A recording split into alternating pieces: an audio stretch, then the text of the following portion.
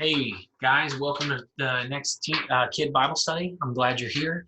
Hope you'll get your pen, get your paper, get your something to draw on, and your copy of God's Word. And can you ask your parents to share this study?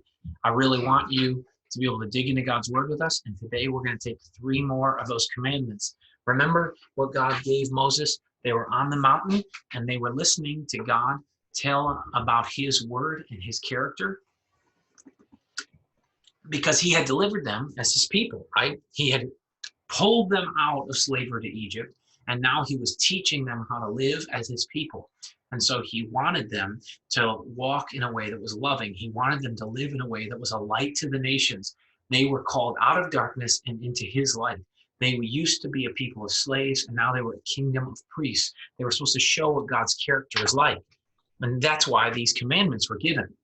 They were given in a specific time and place to a specific people, but they have forever value for us to learn about God's character and to see what he desires, and then to hopefully learn from and guide our lives by, not to build our own righteousness by keeping every commandment in order to prove to God that we're good, and not for us to think that we can put God in a box by thinking we're good enough if we only obey these laws. Not to gain our own salvation, but to see what God's character is like, to learn what a good, loving life is like as we observe what he commanded them, and also to see the boundaries that he gave them in guiding us to avoid sin. All right, so I want to read the 5th, 6th, 7th, and 8th commandment. You shall not murder, you shall not commit adultery, and you shall not steal.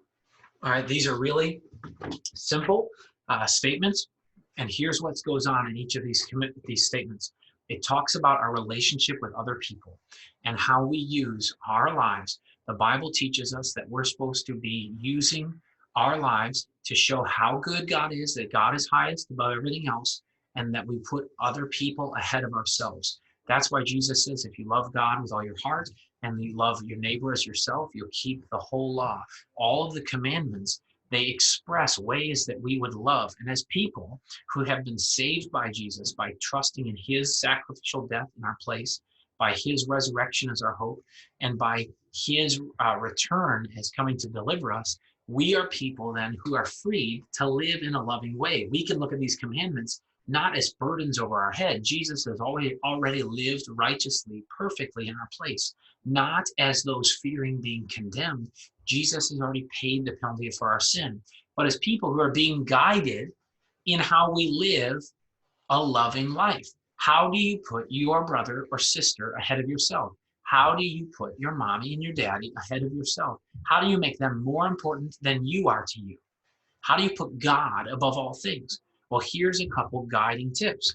And number 6, all right, I've drawn on these things, is the fact that you don't murder. Okay, well, murder is the idea that when you are angry or fearful or you're against someone, usually what's happening here is this is a sword and he's stabbing the other person, he's killing them.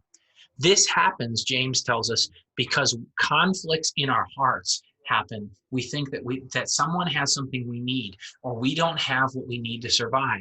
And then we imagine someone else is standing in between us and what we need to get. And so we think we have to go through them, even if we just use our words, even if we just use our thoughts. But sometimes we use our fists or a knife. Violence and murdering comes out of a heart that doesn't have trust in God. It doesn't love its neighbor. It thinks I need to get my stuff for myself.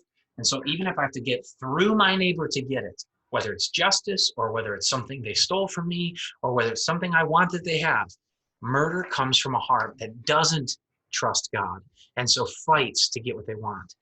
Number 7 is committing adultery. And this is coming from that same heart. Now, adultery is a word for when someone breaks outside of the boundaries of their marriage and has sex outside of marriage. God, we talked about this, gave marriage as the boundaries for a mommy and a daddy, for a man and a woman to be able to be fully intimate together. And that includes with sex. But sometimes in a broken world, people try to cross this boundary, either go out of their marriage or inside of another marriage in order to do that. And that's wrong.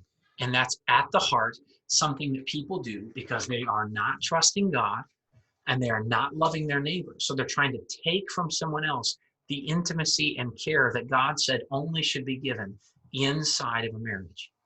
Number 8, all right. Number 8 is this. See the man running away with the present, somebody else's present. He's stealing that, right? This person has something physically.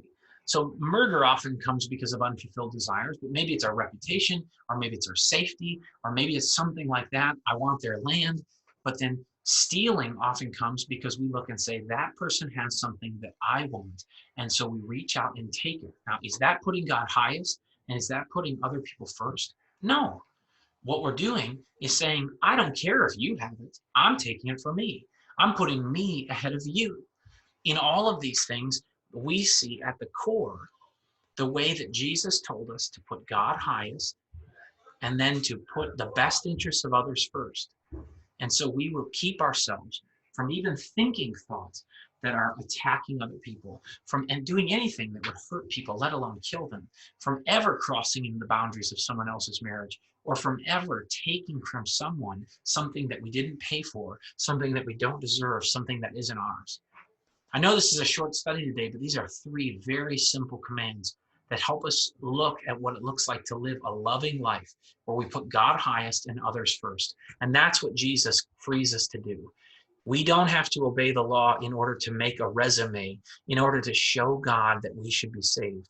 We try to live a loving life guided by thinking about commands like this because Jesus saved us from the penalty of our sin. He freed us to live in a way that's pleasing to God.